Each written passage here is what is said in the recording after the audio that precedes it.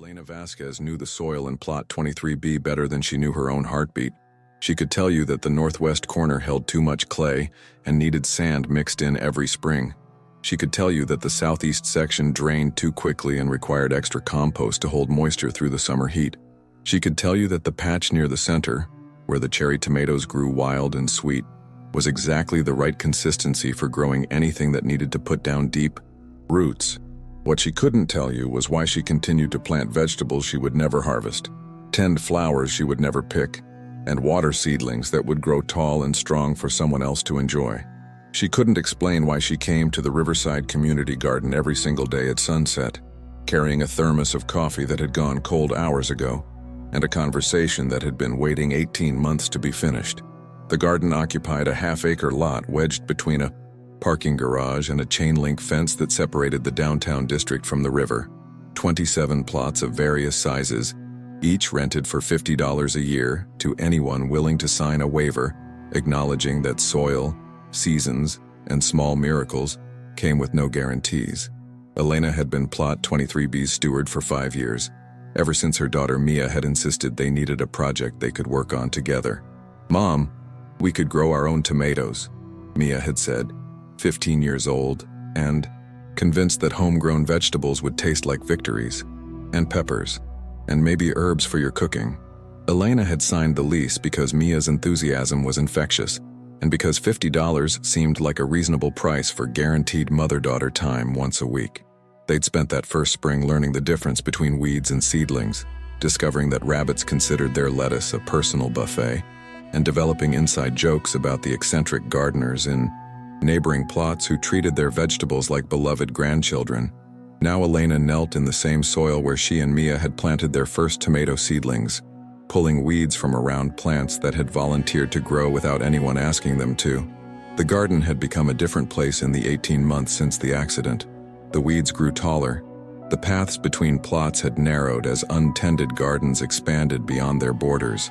Some plots had been abandoned entirely, their owners presumably deciding that vegetables weren't worth the effort of grief, or that soil was too loaded with memory to be therapeutic.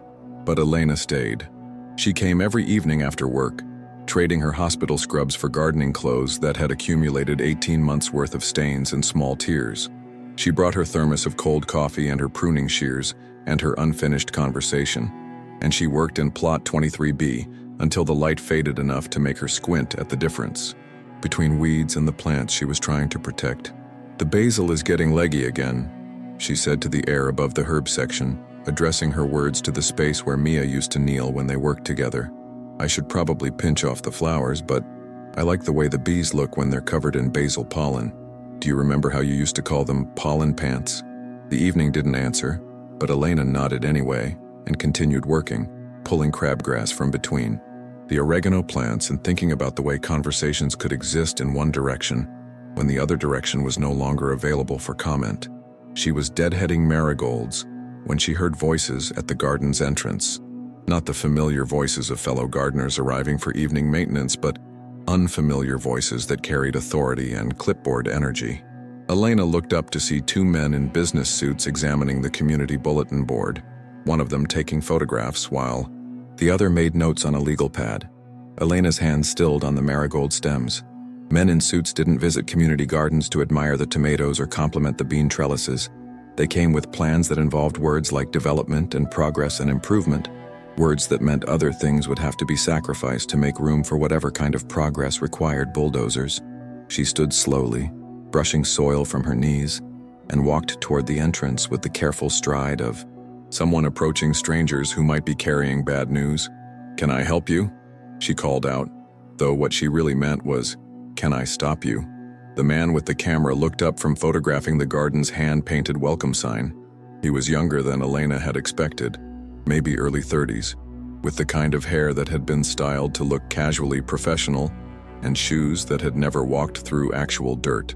"Good evening," he said, extending a hand that Elena didn't take because her hands were covered in soil and she wasn't in the mood to pretend this was a social interaction.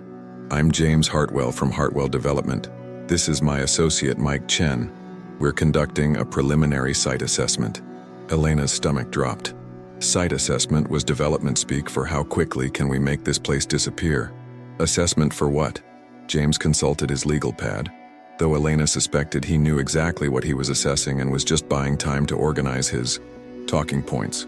The city has approved a mixed-use development project for this location, residential and commercial space. We're here to evaluate the current state of the property. Elena looked around the garden, at Mrs. Rodriguez tending her spectacular dahlia collection in Plot 7A, at Mr. Kim constructing an elaborate trellis system for his climbing beans, at the memorial corner where the gardening community had planted a butterfly garden in honor of members who had died in the past few years. Current state of the property. As if the 5 years of community investment, amateur botany, and small-scale agriculture could be reduced to a line item in an assessment report. How long do we have? Elena asked, because there was no point in pretending this conversation was about anything other than an ending. Mike Chen answered this time, reading from a folder thick with official documents. The development is scheduled to begin in 6 months. All current lease agreements will be terminated at the end of the growing season. 6 months. Elena calculated quickly. Time to harvest the late summer tomatoes, but not enough time to plant and harvest a fall crop. Time to watch the sunflowers bloom, but not enough time to collect seeds for next year's planting. Time to finish 18 months of unfinished conversations, but not enough time to figure out where those conversations would continue after the bulldozers arrived. Is there an appeals process? Elena asked, though she already knew the answer would involve bureaucracy that moved slower than plant growth and cost more than community gardens generated in revenue. James's expression softened slightly, as if he recognized that he was delivering news that would disrupt more than just recreational gardening. The city council approved the development unanimously. The economic benefits and housing creation were deemed to outweigh the recreational value of the current land use. Recreational value. Elena wanted to explain that Plot 23B wasn't recreational, it was memorial. It was the place where she came to continue being Mia's mother, even though Mia was no longer available to be daughtered. It was where she practiced conversations about college applications Mia would never submit, and career choices Mia would never make and grandchildren Elena would never hold. It was where grief had learned to be productive, where loss had transformed into something that grew tomatoes and attracted butterflies and provided a daily reason to believe that tending something was better than surrendering to the weight of everything that couldn't be tended anymore. But recreational value was probably the closest bureaucratic language could come to describing the indefinable importance of a place where people came to be in relationship with soil and seasons, and the mysterious alchemy that turned seeds into food and companionship into community. Thank you for letting me know, Elena said, though she wasn't thankful, and they hadn't really let her know so much as informed her of a decision that had been made without considering her opinion. James and Mike continued their assessment, measuring plot boundaries and photographing the garden's infrastructure, with the thorough attention of people documenting something that would soon exist only in reports and legal filings. Elena returned to Plot 23B and resumed deadheading marigolds, though her hands were less steady now, and she kept dropping flower, heads that should have gone into the compost bucket. 6 months, she said to the space above the herb section. I guess we need to figure out how to say goodbye to a place that isn't ready to let us go. Seeds of unfinished conversations. Elena had never been the kind of person who fought City Hall. She paid her taxes, voted in local elections, and generally trusted that municipal decisions were made by people who had access to more information than she did, and were presumably working toward some version of the common good. But the community garden wasn't common good in the abstract. It was specific good, particular good, the kind of good that grew in soil and attracted bees and provided a place for conversations that couldn't happen anywhere else.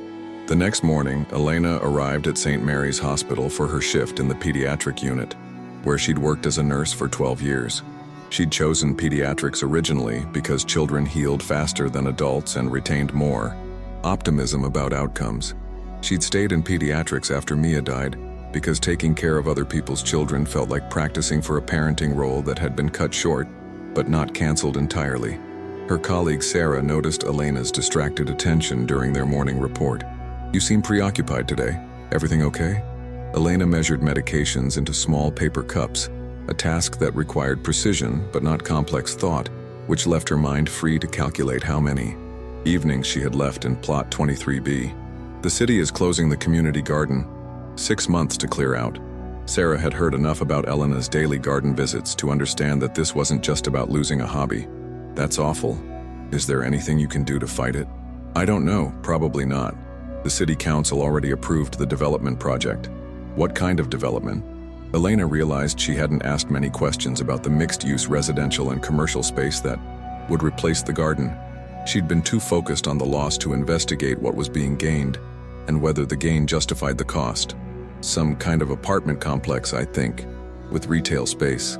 Sarah finished reviewing the patient charts and looked at Elena with the expression of someone who had learned to recognize when a problem required more than just sympathy. Elena, you know I love you, but you can't just accept this without at least trying to fight it. That garden means too much to you. Elena wanted to argue that fighting City Hall was pointless, that individual citizens didn't have enough influence to change municipal development plans, that she was just one person with one plot and one unfinished conversation. But Sarah was right that the garden meant more than recreational value, and maybe meaning was worth fighting for even when the odds were poor. During her lunch break, Elena researched mixed-use development projects on her phone, learning vocabulary she'd never needed before.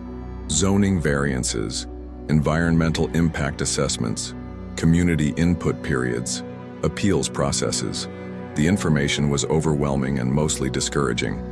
Citizens could attend city council meetings and voice concerns, but developers had lawyers and economic impact studies and political relationships that outweighed individual testimonies about the importance of soil and seasonal cycles. But Elena also discovered that community gardens sometimes qualified for special protections if they could demonstrate significant community benefit, environmental stewardship, or historical importance. The Riverside Community Garden had been operating for 8 years, had 27 active plots, and hosted an annual harvest festival that attracted families from throughout the downtown district. It provided fresh vegetables for gardeners who couldn't afford organic produce, offered educational workshops on sustainable gardening practices, and served as informal green space in a neighborhood with limited parks. More importantly, it served as memorial space for the gardeners who came not just to grow vegetables, but to tend relationships with people who were no longer available for tending in conventional ways.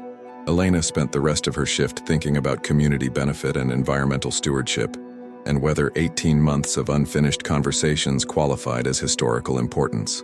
That evening, she arrived at the garden earlier than usual and walked the paths between plots, really looking at what the developers would see when they conducted their assessment. Mrs. Rodriguez's dahlias were spectacular. Dinner plate-sized blooms in colors that didn't exist in nature, carefully staked and labeled with handwritten plant markers. Mr. Kim's bean trellises were architectural marvels, constructed from bamboo poles and wire, with the precision of someone who understood that vegetables needed structure to reach their potential. The memorial butterfly garden included plants specifically chosen to attract monarchs, swallowtails, and painted ladies, with small plaques honoring deceased gardeners who had contributed to the community. The garden wasn't just recreational space. It was educational, environmental, memorial, and community building space. It was a place where people came to learn about soil composition and seasonal timing, and the patience required to grow food from seeds. It was habitat for pollinators, birds, and beneficial insects. It was where neighbors met and shared gardening advice and sometimes formed friendships that extended beyond discussions of pest control and harvest timing. It was also where Elena had learned to be alone without being lonely, to be productive without being pressured, and to continue loving someone who couldn't love her back in any conventional sense, but who somehow remained present in the daily decisions about what to plant, what to tend, and what to let go. Elena pulled out her phone and called the city planning office asking to speak with someone about community input processes for approved development projects. She was transferred 3 times before reaching a woman named Patricia, who explained that citizens could submit written comments about development projects, but that the Hartwell mixed-use development had already completed its required community input period 6 months ago. "I didn't know there was a community input period," Elena said. "I don't think any of the gardeners knew. We weren't notified." Patricia's voice carried the patient tone of someone who explained bureaucratic processes to confused citizens multiple times per day. Public notices were posted in the local newspaper and on the city website. The planning committee held 2 public hearings. Elena realized that she hadn't been reading local newspapers or checking city websites for the past 18 months. She'd been focused on more immediate concerns, getting through each day, showing up for work, maintaining conversations with someone who couldn't respond. Municipal development projects hadn't been on her radar because she hadn't imagined that anyone would want to build apartments where people were growing tomatoes. Is there any way to reopen the input period? Or to appeal the decision? Citizens can petition the City Council for reconsideration, but they would need to demonstrate significant new information that wasn't available during the original review process. Elena thanked Patricia and hung up, wondering what would qualify as significant new information and whether unfinished conversations with deceased daughters fell into that category. She walked to plot 23B and knelt in the soil, pulling weeds that had emerged since yesterday's maintenance. The work was meditative, requiring just enough attention to prevent her mind from spiraling into the overwhelming complexity of fighting municipal development decisions, but not so much attention that she couldn't think. "I'm going to try to save this place," she said to the air above the herb section. "I don't know how and I probably won't succeed, but I'm going to try. Because you love this garden, and because I need somewhere to keep loving you." The evening didn't answer, but Elena felt something shift in her chest. Not quite hope, but the space where hope could grow if she planted it carefully and tended it with enough persistence. The letter that changed everything. Elena's petition to the city. Council required signatures from affected community members, a detailed statement of why the garden should be preserved, and documentation of its community benefit. She spent the following week walking through the garden during peak evening hours, introducing herself to gardeners she'd nodded to but never really talked with, explaining the development project and asking if they'd be willing to sign their names to an effort that would probably fail, but was worth attempting anyway. Mrs. Rodriguez signed immediately, her arthritis-bent fingers gripping the pen with determination. "This garden saved my life after my husband died," she said. "I don't say that dramatically. I mean it literally. I had no reason to get out of bed until I had plants that needed watering." Mr. Kim signed and offered to organize a phone tree to contact gardeners who might not visit their plots every day. "My English isn't perfect for formal letters," he said, "but I can make phone calls, and I can bring food to any meetings we have." Food makes people more willing to fight. Elena collected 23 signatures from current plot holders and another 15 from people who had gardened in previous years, but still felt connected to the community. She researched the garden's history and discovered that it had been created as part of a citywide urban agriculture initiative, that it had provided fresh produce to 3 local food banks, and that it had been featured in a regional magazine article about innovative urban land use.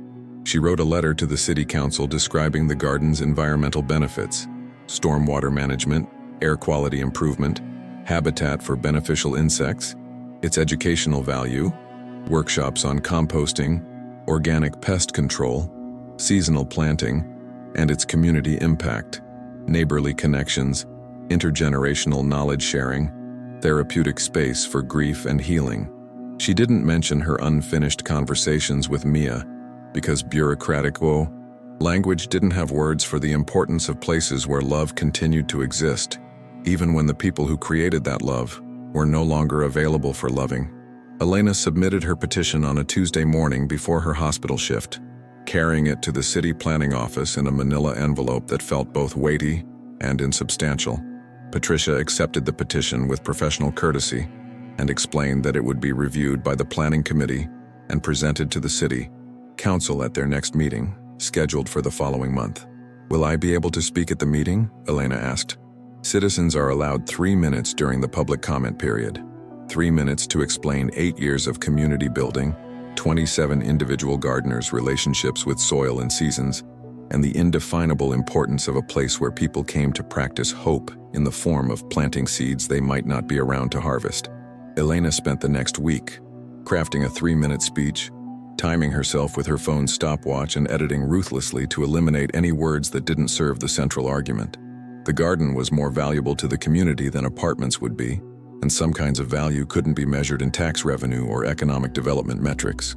She practiced the speech while working in Plot 23B, delivering it to the cherry tomatoes and the volunteer sunflowers, and the space above the herb section, where her most important audience couldn't hear her but hopefully understood her intention. On Thursday evening, while Elena was harvesting the season's last tomatoes, a teenager appeared at the garden's entrance. He was tall and lanky, in the way of 17-year-olds who hadn't yet grown into their height, wearing jeans and a t-shirt that suggested he hadn't dressed for garden visiting. He stood at the gate looking uncertain, as if he'd arrived at the right address, but wasn't sure he was allowed to enter. Elena watched him from plot 23B, wondering if he was lost or looking for someone, or just curious about what people did in community gardens. After a few minutes, he opened the gate and walked toward her with the careful steps of someone navigating unfamiliar terrain. "Excuse me?" he called out when he was close enough to be heard without shouting. "Are you Elena Vasquez?" Elena straightened, tomato-stained hands still holding a cluster of cherry tomatoes that had ripened to the perfect balance of sweet and tart. She didn't recognize the teenager, but his presence in the garden felt intentional rather than accidental. "Yes. Can I help you?" The teenager approached her plot with the respectful hesitancy of someone entering sacred space without permission. "I'm Marcus Hartwell. I think my father's company is trying to build apartments here." Elena's hands tightened on the tomatoes and she felt her chest constrict with the realization that she was face to face with the son of the man who wanted to bulldoze the place where she came to continue being Mia's mother. "Yes, they are." Marcus looked around the garden, at the neat rows of vegetables, the carefully constructed trellises, the hand-painted signs marking different plots and plant varieties. "I didn't know it was like this. I mean, I knew it was a garden, but I didn't know it was like this." "Like what?" "Like a place where people really care about things. Like a place that matters to people." Elena sat down, her tomatoes, and studied Marcus's face, trying to read his intention.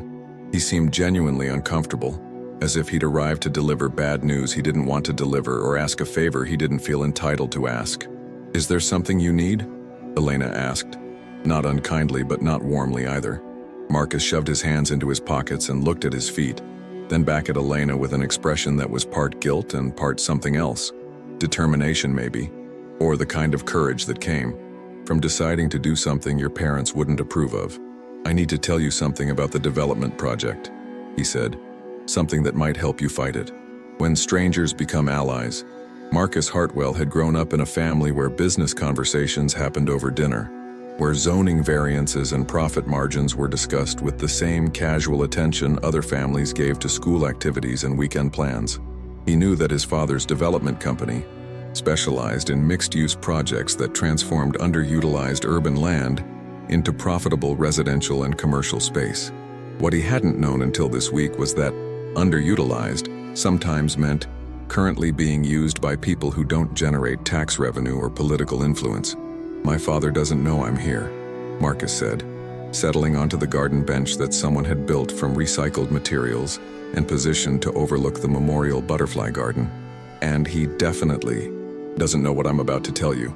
Elena sat beside him, maintaining the careful distance of someone who hadn't decided whether to trust the son of the man who wanted to destroy the place where she practiced grief and love in equal measure. Marcus pulled a folded paper from his back pocket and handed it to Elena. "This is a copy of the environmental impact assessment that was submitted with the development application. The one that says building apartments here won't have any significant environmental consequences." Elena unfolded the paper, scanning technical language about soil composition, stormwater management, and habitat disruption. The assessment concluded that the community garden provided minimal environmental benefit and that its elimination would have negligible impact on local ecosystem health. "This assessment is wrong," Marcus said. "Like, not just wrong, but intentionally wrong. The consulting company my father hired specializes in writing environmental assessments that support development projects. They don't actually assess environmental impact, they justify whatever the developer wants to build." Elena looked up from the paper. "How do you know this?" "Because I spent the summer interning at the consulting company. I thought I wanted to study environmental science, so my father arranged for me to work there to get experience. What I got instead was an education in how environmental regulations get manipulated by companies that know how to write reports that look official but aren't actually objective." Marcus pointed to a section of the assessment that described the garden's soil as degraded urban fill with limited agricultural potential. "That's completely false." I've been reading about urban soil quality, and I know how to recognize healthy soil versus contaminated soil. The earth here is actually really good, way better than most urban agricultural sites. The assessment didn't even test the soil properly. They took samples from the parking area outside the fence, not from the actual garden plots. Elena felt something shift in her understanding of what she was fighting against. The development project wasn't just about replacing community gardens with apartments. It was about replacing community gardens with apartments using false information to justify that replacement. "Why are you telling me this?" Elena asked. "This is your father's company. This is probably your inheritance." Marcus was quiet for a long moment, looking at the butterfly garden where monarchs and swallowtails visited flowers that had been planted specifically to support their migration patterns. "Because I realized that inheriting something built on lies isn't actually inheriting anything valuable. And because my mom would have hated this project." Would have? She died 2 years ago.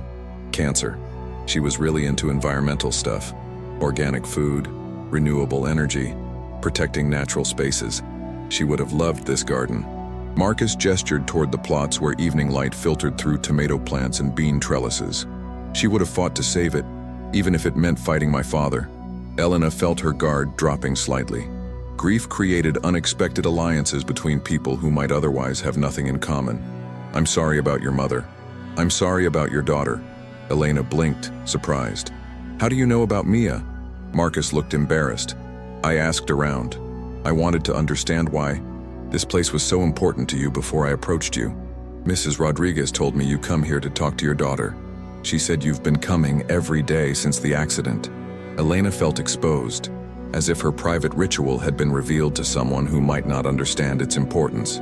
But Marcus's expression wasn't judgmental or pitying. It was understanding in the way that people who had lost parents young might understand the need to continue relationships with people who couldn't respond to that continued relationship.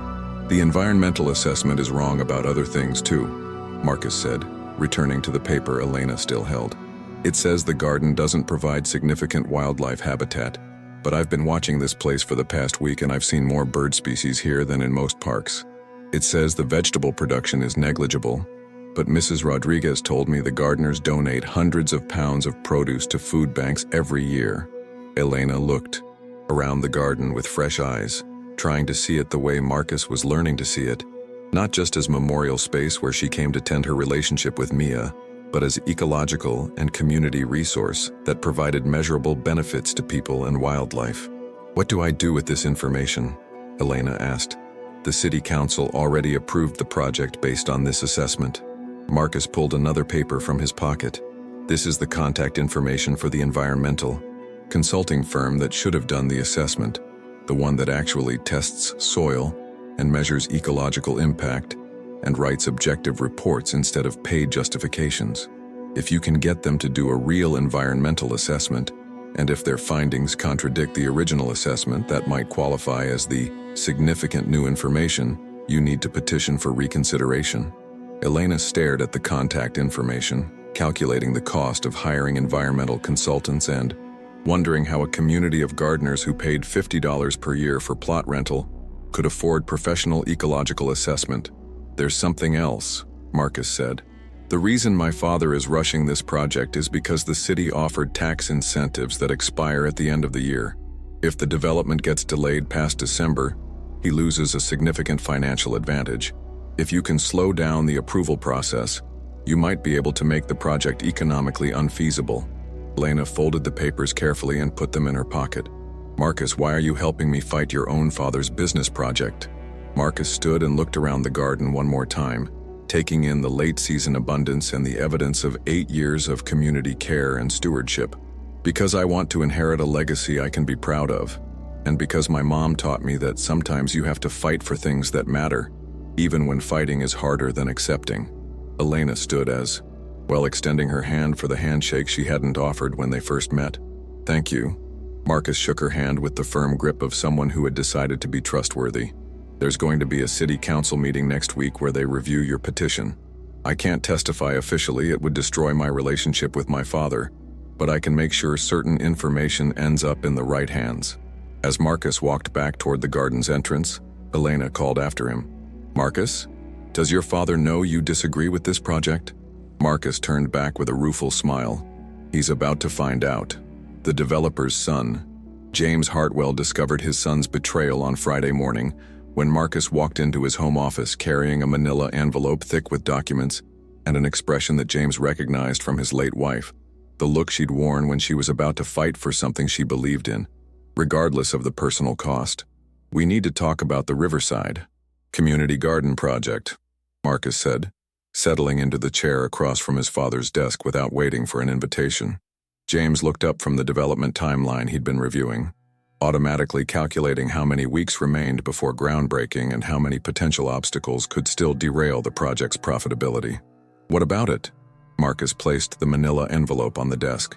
"The environmental assessment is fraudulent. The consulting company you hired didn't actually assess the environmental impact. They just wrote a report that justified what you wanted to build." James's hands stilled on his timeline. He'd been in development long enough to recognize the difference between his son questioning his business practices and his son threatening his business interests. "That's a serious accusation, Marcus. It's a serious problem." Marcus opened the envelope and spread its contents across the desk. Soil test results, ecological surveys, photographic documentation of wildlife habitat, and a detailed analysis of the original environmental assessment's methodological failures. James examined the documents with the careful attention of someone who had learned that small print and technical details could make the difference between profitable projects and expensive mistakes. The soil tests showed significantly higher quality than the original assessment had reported. The ecological survey documented multiple bird species, beneficial insects, and established wildlife corridors. The methodological analysis pointed out specific ways the original assessment had violated standard environmental evaluation protocols. "Where did you get this?" James asked. "I hired Terra Verde Environmental Consulting to conduct an independent assessment. I paid for it myself with the money I earned working for your fraudulent consulting firm this summer." James felt something shift in his chest. Not quite pride in his son's initiative, but recognition that Marcus had learned to be thorough and strategic in ways that would serve him well in business, even if he was currently using those skills to oppose his father's business. "Marcus, you don't understand the complexity of urban development. Every project requires compromises. Perfect environmental preservation isn't compatible with economic growth and housing development." Marcus leaned forward with the intensity of someone who had spent weeks thinking through arguments and counter-arguments. "But fraudulent environmental assessment isn't a compromise, it's deception. You told the city council that building apartments wouldn't have significant environmental consequences, but you based that claim on a report that wasn't accurate." James set down the soil test results and looked at his son with an expression that was part frustration and part admiration. "What do you want me to do? I have investors, construction contracts, municipal approvals. I can't just cancel a multi-million-dollar project because you've developed sentimental attachment to a community garden. I'm not asking you to cancel the project. I'm asking you to relocate it." Marcus pulled a city map from the envelope and spread it across the desk, pointing to 3 different locations within a mile of the community garden. Any of these sites would work better for mixed-use development. They're closer to public transportation, they have better road access, and they don't require destroying established community infrastructure. James studied the alternative sites, mentally calculating acquisition costs, zoning requirements, and development timelines. 2 of the sites would require longer permitting processes. 1 would cost significantly more to acquire. All of them would delay the project past the deadline for municipal tax incentives. "Marcus, those sites would add months to the timeline and hundreds of thousands of dollars to the budget. The tax incentive package is specifically tied to the Riverside location and the current development schedule. So the only reason you're bulldozing the garden is because it's cheaper and faster than finding a better location?" James looked at his son and realized that Marcus had inherited his mother's ability to reduce complex business decisions to their essential moral components. Development is always about finding the most efficient path to profitability. That's how business works. That's how business works when you don't care about the communities you're impacting. James stood and walked to the window that overlooked the city skyline, where cranes and half-finished buildings testified to the constant process of urban change and renewal. "Marcus, I've built housing for thousands of families. I've created commercial spaces that employ hundreds of people. I've contributed millions of dollars in tax revenue that funds schools and hospitals and infrastructure. Community gardens are nice, but they don't solve housing shortages or create economic opportunities. Marcus joined his father at the window, looking out at the same skyline but seeing it differently. What if you could build housing and preserve community resources? What if development could add value without destroying existing value? James turned to look at his son, recognizing an opportunity to teach a lesson about the real constraints of urban development. Show me how. Marcus returned to the desk and pulled out architectural sketches he'd been working on for the past week. Mixed-use development with integrated community garden space, ground-level retail, residential units above, and rooftop gardens that provide both private amenities for residents and community space for neighborhood gardeners. James examined the sketches with genuine interest. The design was more complex than his original plan, but it was also more innovative and potentially more marketable. Rooftop gardens were becoming popular amenities in urban developments. Integrated community space could be a selling point rather than a compromise.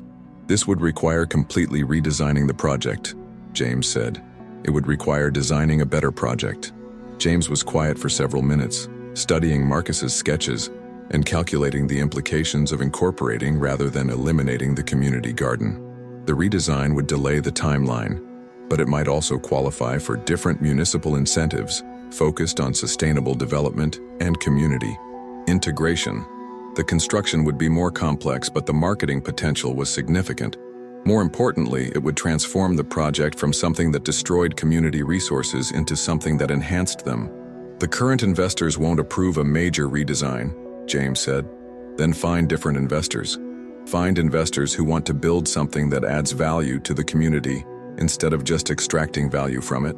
James looked at his son and saw his late wife's conviction combined with business acumen that James himself had inadvertently taught through years of dinner table conversations about development challenges and solutions. If I agree to explore this redesign, James said, I need you to understand that it might not be financially feasible. And if it's not feasible, the original project will proceed as planned. Marcus nodded. I understand. But if we don't explore it, we'll never know whether we could have built something better. James gathered the environmental assessment documents and architectural sketches. Give me 2 weeks to run the numbers and talk to potential investors. Can you keep this information confidential until I've had a chance to evaluate the options?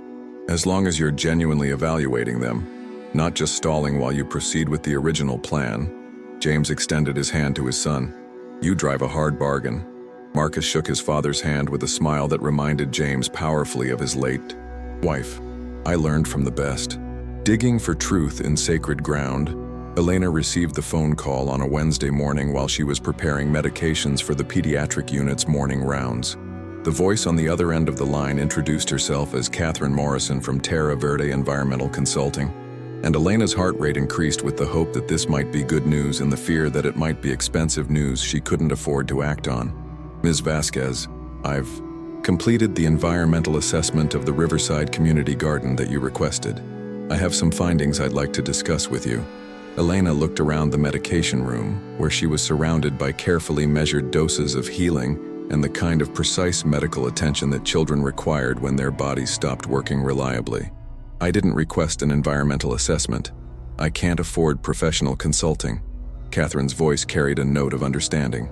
The assessment was paid for by an anonymous donor who specifically requested that I provide you with the results. Are you available to meet this afternoon to review the findings? Elena calculated her schedule. Hospital shift until 3, garden time starting at 4, darkness by 7. Could we meet at the garden around 4:30? I'd like to see the findings in the context of the actual space. That afternoon, Elena arrived at the garden to find Catherine Morrison setting up equipment near the Memorial Butterfly Garden.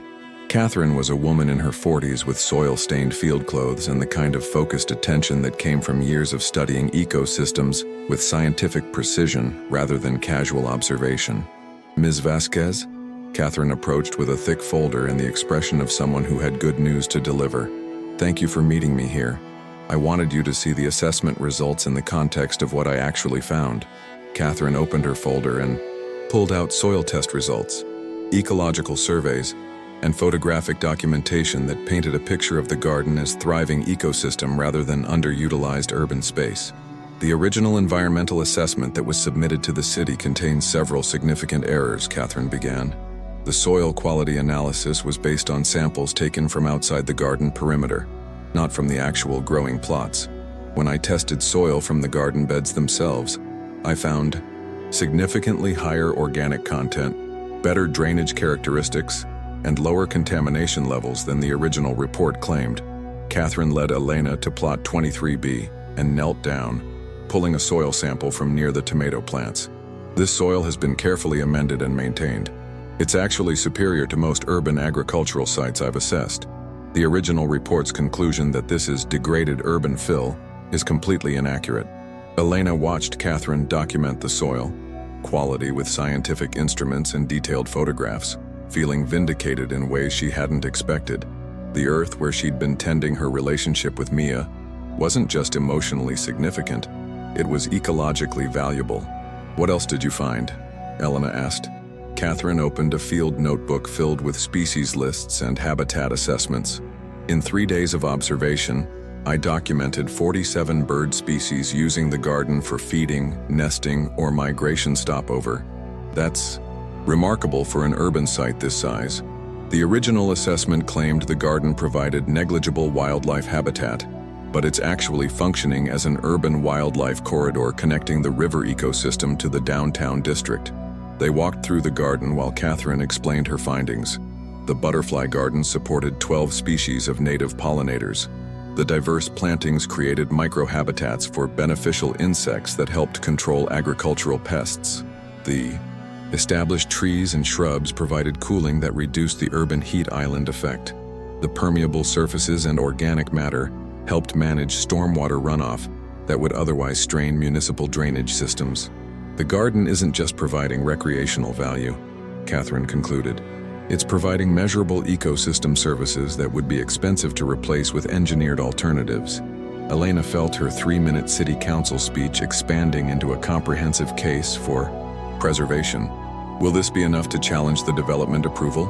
Catherine closed her field notebook and looked around the garden with the appreciative gaze of someone who recognized healthy ecosystems when she saw them. It should be. The original environmental assessment contains enough factual errors to invalidate its conclusions.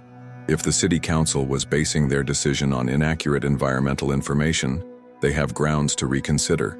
Elena took Catherine's business card and assessment report, feeling for the first time since the development threat had materialized that she might be fighting with adequate weapons. "How much do I owe you for this work?" Catherine smiled. The anonymous donor covered all costs, but they asked me to tell you that some fights are worth funding even when the outcome isn't guaranteed. After Catherine left, Elena sat on the garden bench with the environmental assessment spread across her lap, reading through technical language that translated her daily experience of the garden into scientific documentation. The place where she came to continue loving Mia was also a place where migrating birds stopped to refuel, where native bees collected pollen, where carefully tended soil helped prevent flooding and reduce air pollution. Her private memorial space was also community resource, ecological habitat, and environmental infrastructure. "Mia," Elena said to the air above the herb section, "I think we might be able to save this place. Not just for me, not just for my conversations with you, but for all the other conversations that happen here, between people and soil, between gardeners and seasons, between the city and the creatures that live here too." The evening didn't answer, but Elena felt something shift in her understanding of what she was fighting to preserve. The garden wasn't just where she practiced grief. It was where grief had learned to be productive, where loss had transformed into tending, where love had become a form of environmental stewardship. The Memorial Garden Proposal. The city council meeting was scheduled for the second Tuesday of the month in a conference room that smelled like fluorescent lighting and municipal decisions. Elena arrived 30 minutes early with a folder containing Catherine's environmental assessment, a petition signed by 42 community members, and a 3-minute speech she'd revised 17 times to balance emotional appeal with factual precision. The public comment period was limited to 15 speakers, each allocated 3 minutes to address whatever municipal issues they felt required council attention. Elena was speaker number 7, sandwiched between a resident complaining about parking enforcement and a business owner requesting a permit extension for sidewalk dining. She sat in the hard plastic chair and watched the clock count down to her moment to argue for the preservation of the place where she went to practice love that had nowhere else to go. When her name was called, Elena walked to the podium with the steady gait of someone who had decided to be brave about something that mattered more than her comfort with public speaking. Good evening, council members. My name is Elena Vasquez, and I'm here to provide you with new information about the Riverside Community Garden Development Project. Elena opened her folder and pulled out Catherine's assessment report. 6 months ago, you approved a mixed-use development project based on an environmental assessment that contained significant factual errors. I have commissioned an independent environmental assessment that contradicts the original findings in several important ways. She summarized Catherine's key findings: superior soil quality, significant wildlife habitat, measurable ecosystem services, and documented community benefits that hadn't been considered in the original approval process. The community garden isn't just recreational space, Elena continued. It's environmental infrastructure that provides stormwater management, air quality improvement, and habitat connectivity. It's educational resource that teaches sustainable agriculture to urban residents. It's community space where neighbors from different backgrounds work together toward common goals. Elena paused, looking at the 5 council members who would decide whether her 3 minutes of testimony was compelling enough to reconsider a decision they'd made based on incomplete information. Most importantly, it's memorial space where members of our community come to tend relationships with people who are no longer with us, but who remain essential to our understanding of family and love, and how to continue caring for people and places even when caring is difficult. Elena's voice caught slightly on the word difficult, and she took a breath before continuing. I'm not asking you to prevent development or oppose housing creation. I'm asking you to consider whether development could happen in a way that preserves community resources rather than destroying them. The garden has been stewarded by volunteers for 8 years. We've proven that this space creates value, ecological, educational, and social value that benefits the entire community. Elena's 3 minutes expired, but she concluded with the sentence she'd been practicing all week. Some places become sacred, not because they're designated as such, but because people invest love and attention and daily care into making them sacred. The Riverside Community Garden is sacred space and it deserves protection. Elena returned to her seat while the next speaker approached the podium to complain about leaf collection schedules. She delivered her speech without stumbling, presented the environmental evidence clearly, and made the case for preservation in language that balanced emotional appeal with practical arguments. Now she could only wait to see if 3 minutes of testimony and 30 pages of scientific documentation would be enough to outweigh 6 months of development planning and municipal approval processes. After the public comment period ended, the council moved into executive session to discuss the evening's agenda items. Elena waited in the hallway, checking her phone and reading text messages from fellow gardeners who were waiting for news about whether they'd have more time to tend their plots or should begin planning their goodbyes. At 9:15, the council emerged from executive session and called Elena back into the conference room. Councilmember Patricia Santos spoke for the group.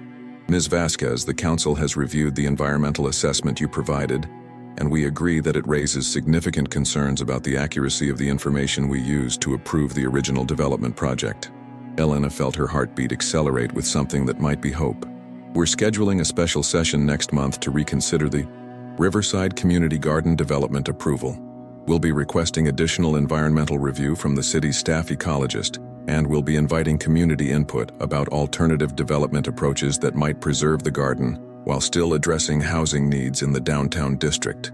Elena felt tears begin, though she wasn't sure they were tears of relief or gratitude, or the exhaustion of fighting for something that had required more courage than she'd known she possessed. Thank you, she managed to say. Ms. Vasquez, Council Member Santos continued, we'd also like to invite you to participate in a working group that will explore options for permanent protection of the garden, regardless of what happens with the current development proposal. Your advocacy has demonstrated the kind of community leadership we need more of. Elena walked out of City Hall into a night that felt different from the night she'd walked into the building 2 hours earlier. The fight wasn't over, But it was no longer a fight she was having alone against impossible odds. It was a fight she was having with allies, with scientific documentation, and with a city council that had proven willing to reconsider decisions when presented with better information. She drove to the garden and sat in her car in the dark, looking at the plots where tomorrow evening she would resume her daily conversation with Mia. But now the conversation would include an update, the place where Elena came. To practice love that transcended physical presence might be preserved not just for her private memorial purposes, but as community space where other people could practice their own versions of love, loss, and tending relationships with the places and people that mattered most to them. Roots that run deeper than property lines. The special council session was scheduled for the first week of October, which gave the community garden advocates a month to organize support and gave James Hartwell time to decide whether to fight the reconsideration or work with it. Marcus spent the month refining his integrated development design, consulting with architects who specialized in sustainable community development, and meeting with investors who were interested in projects that created social value alongside financial returns. His revised proposal included ground-level community garden space, rooftop gardens accessible to both residents and neighborhood gardeners, and retail space reserved for local, food cooperative and gardening supply business. Elena spent the month documenting the garden's community impact more comprehensively. She organized a volunteer day that attracted 37 people, including families with children who helped harvest vegetables for the food bank and learned about composting and seed saving. She coordinated with the local elementary school to establish the garden as an outdoor classroom for environmental education. She created a photo exhibition showing the garden through all 4 seasons, demonstrating how the space supported different wildlife and served different community needs throughout the year. Most importantly, she began expanding her evening conversations to include other gardeners who came to the plots, not just to tend vegetables but to tend relationships with memory, loss, and hope. Mrs. Rodriguez revealed that she'd been coming to Plot 7A every day for 3 years because tending dahlias was how she stayed connected to her deceased husband, who had loved flowers but never lived to see retirement and the time they'd planned to spend gardening together. Mr. Kim explained that his elaborate bean trellises were built using techniques his grandfather had taught him in Korea, and that working in the garden was how he practiced the patience and precision his grandfather had valued, even though his grandfather had died before Mr. Kim immigrated and could never see how those lessons had taken root in American soil. Elena realized that Plot 23B wasn't the only memorial space in the garden. The entire community was filled with people who came to tend relationships with people, places, and traditions that existed primarily in memory, but remained essential to their understanding of how to be in the world. The garden was memorial space in the most expansive sense, a place where people came to honor what had been lost and to practice what needed to continue. 2 days before the special council session, Elena received a phone call from James Hartwell. "Ms. Vasquez, I understand you've been leading the effort to preserve the community garden."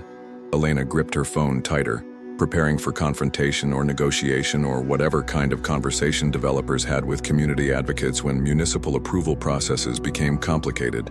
"I have been. I'd like to invite you to review a revised development proposal that my company has prepared.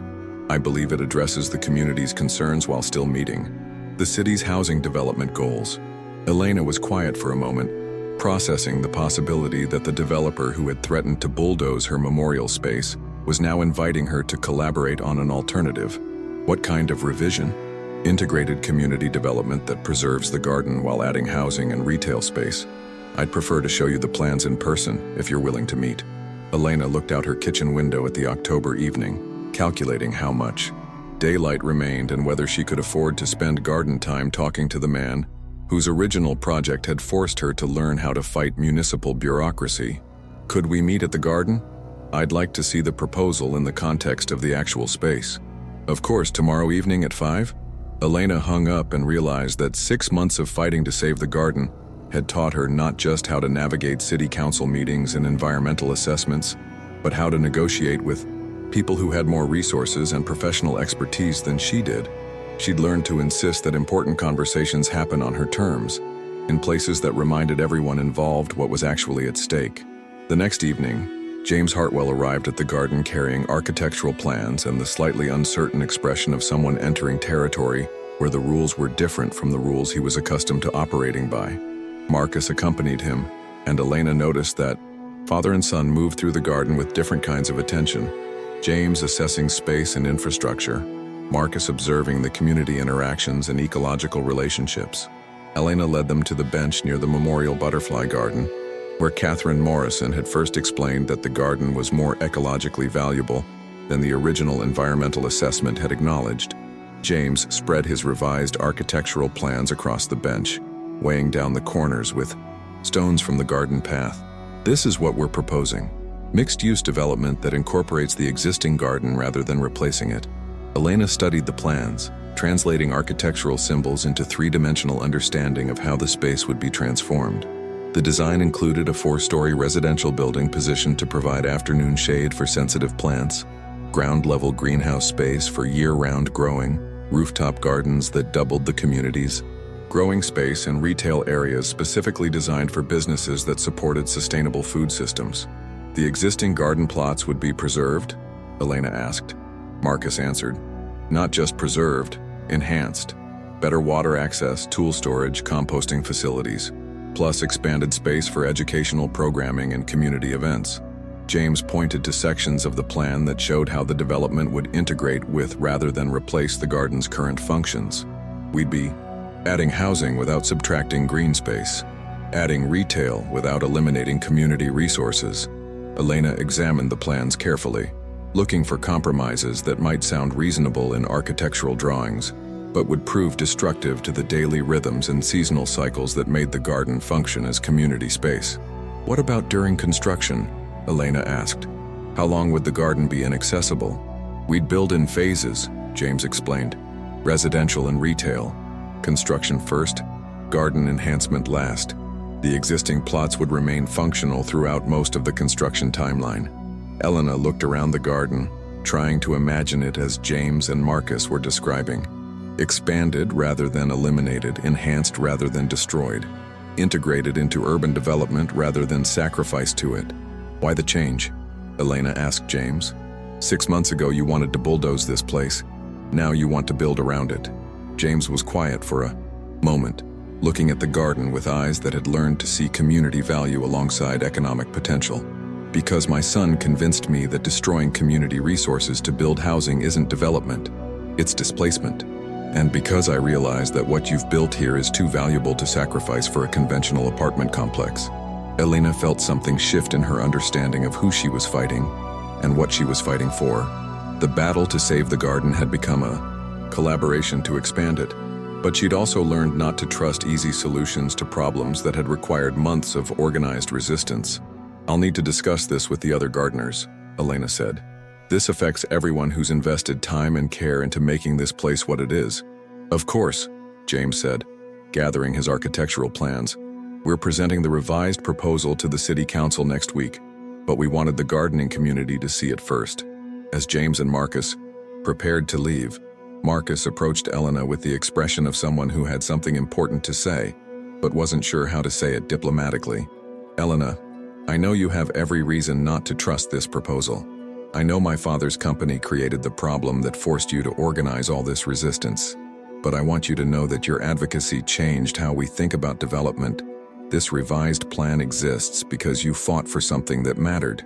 Elena looked at Marcus and saw someone who had learned that inheriting a family business meant inheriting responsibility for making that business align with values he could live with. Marcus, your mother would be proud of the person you're becoming. Marcus smiled with the kind of gratitude that comes from receiving recognition you didn't know you needed. I hope so. I think she would have loved this garden.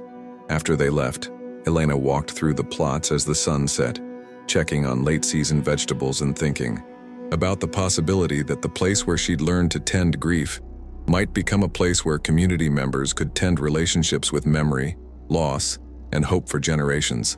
She stopped at plot 23B and knelt in the soil where she and Mia had planted their first tomato seedlings 5 years earlier. Mia, she said to the air above the herb section, I think we're going to save this place, not by keeping it exactly the same, but by helping it grow into something that serves more people, while still being the kind of place where people come to practice love that doesn't have anywhere else to go. The harvest of letting go. The special city council session drew the largest public attendance in recent municipal history. The conference room was packed with gardeners, neighborhood residents, environmental advocates, housing rights activists, and people who had heard about the controversy and wanted to witness local democracy in action. Elena arrived early and claimed a seat in the yad-eyed front row, carrying a folder that now contained 6 months of advocacy work, environmental assessments, community impact documentation, photographs of the garden through all 4 seasons, and letters of support from local organizations that had benefited from the garden's educational and charitable activities. James and Marcus Hartwell sat in the developers section with their architectural plans and financial projections, preparing to present a proposal that would transform the conflict between preservation and development into collaboration. The council reviewed both the original development proposal and the revised integrated community development plan, asking detailed questions about construction timelines, community access, and long-term maintenance responsibilities. Elena was invited to speak on behalf of the gardening community. She approached the podium with 6 months of practice at translating personal significance into public policy language. 6 months ago, I thought I was fighting to save a place where I grow tomatoes and talk to my deceased daughter, Elena began. What I discovered is that I was fighting to save community infrastructure that serves dozens of families, provides habitat for countless species, and offers space where people can practice the kinds of relationships that keep communities healthy. Elena gestured toward the packed conference room. The response to this controversy demonstrates how much the garden means to people, but more than that, it demonstrates the community's capacity to organize, advocate, and collaborate when we're fighting for something that matters. Elena paused, looking at the faces of fellow gardeners who had spent months learning to navigate municipal bureaucracy and environmental science and the complex logistics of preserving community resources in a city that was constantly changing. The revised development proposal offers us something unprecedented: the opportunity to preserve what we've built while expanding. Access to green space, sustainable food systems, and community connection. It offers the city an example of development that adds value without destroying existing value. Elena concluded by reading a statement that had been collectively written by the gardening community. We support the integrated community development proposal because it honors the work we've done while creating space for the work we hope to do. We support it because it recognizes that communities are built not just with buildings, but with the relationships between people, places, and shared values. When the public comment period ended, the city council moved into executive session. The community waited in the hallway and lobby, sharing stories about favorite vegetables and successful pest control strategies, and the ways gardening had taught them patience, optimism, and attention to seasonal cycles. Elena found herself standing next to Marcus Hartwell, both of them looking out the window at the city lights, and waiting to learn whether their months of collaboration had produced a solution that satisfied community needs and economic requirements. Are you nervous? Marcus asked. Terrified, Elena admitted. 6 months ago, I was just a person who tended a small plot and had conversations with my daughter. Now I'm someone who organized community resistance and influenced municipal policy. I'm not sure I know how to be that person. Marcus looked at Elena with admiration that was both personal and professional. You became that person by caring about something more than you cared about your own comfort. That's how most important changes happen. At 10:30, the city council emerged from executive session and called the community back into the conference room. Council member Patricia Santos announced the decision. The city council has voted unanimously to approve the integrated community development proposal for the Riverside Community Garden site. Construction will begin in spring, with an anticipated completion date of 18 months. The enhanced garden facilities will be managed through a partnership between the developer and a community board that will include current gardeners and neighborhood representatives. Elena felt applause erupting around her, but her own reaction was quieter. Relief mixed with gratitude, mixed with the recognition that she had learned to fight for things that mattered and had discovered that fighting could sometimes result in winning. After the meeting, the gardening community gathered at the garden itself, using cell phone flashlights to navigate the familiar paths in darkness. Someone had brought thermoses of hot cider, and someone else had brought cookies made with herbs from Plot 15C. Elena found herself standing in Plot 23B, surrounded by community members who had become friends and collaborators over 6 months of shared advocacy. She looked around the garden that would soon be enhanced rather than eliminated, expanded rather than destroyed. "Mia," she said, not caring who overheard her evening ritual, "we did it.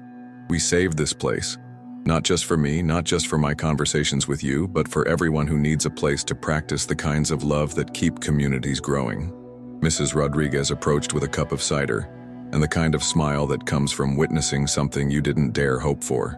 "Elena, what you accomplished here, organizing the community, challenging the city council, forcing the developer to create a better proposal.